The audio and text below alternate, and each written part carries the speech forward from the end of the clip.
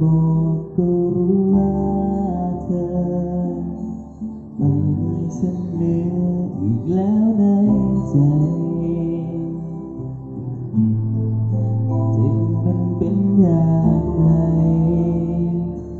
เข้าใจลึกซึ้งกว่าวันนี้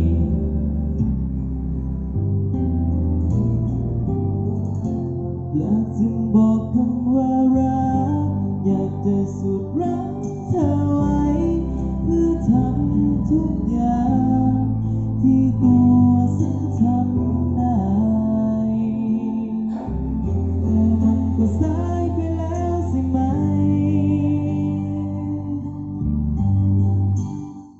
ฉันคงไม่อาจทำให้เธอเปลี่ยนใจฉันคงไม่อาจทำให้เธอกลับมารักฉันเมื่อคนนั้นเข้ามาทำให้ใจ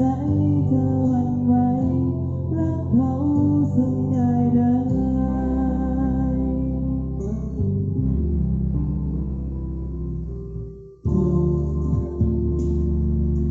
จากความทรงจ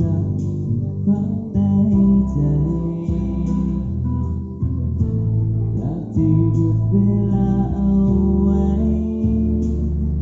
ไม่อยากให้เธอต้องเจอเขา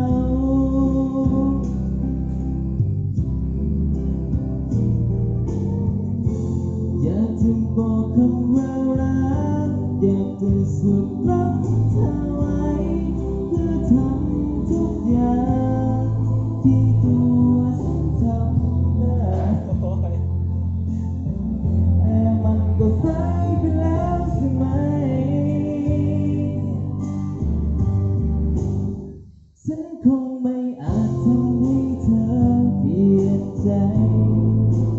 ฉันคงไม่อาจทำให้เธอกลับมารักฉันฉันจึงขอแค่เพียงรักเธอได้ไหมรักเธอได้ไหม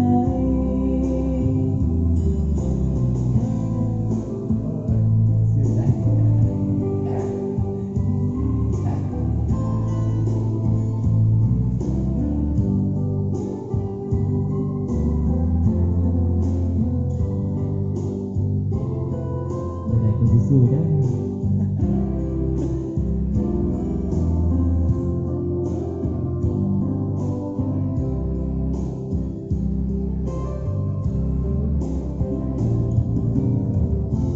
อยากจะบอกคำว่ารักอยากจะสุดรักเธอไว้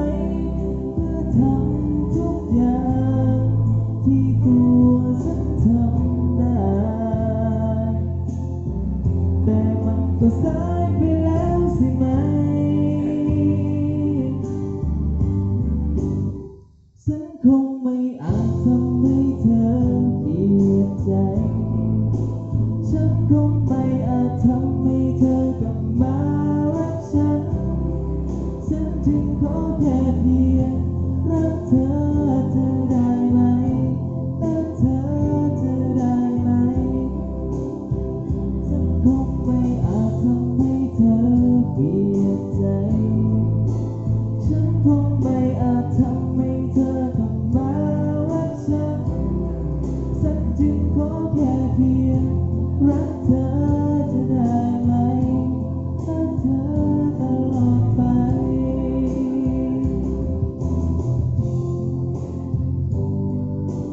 ขอบคุณจ้า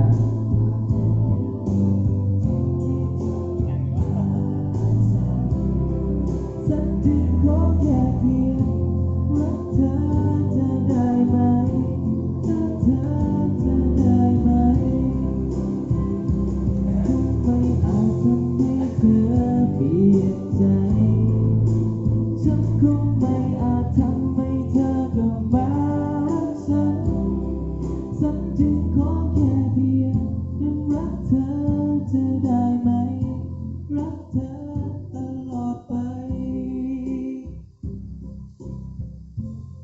ผิดพลาดประการใดขอโทษขออภัยเด้อเขาก็บอกคอยจื้อเนี่ยประเดี๋ยวครับ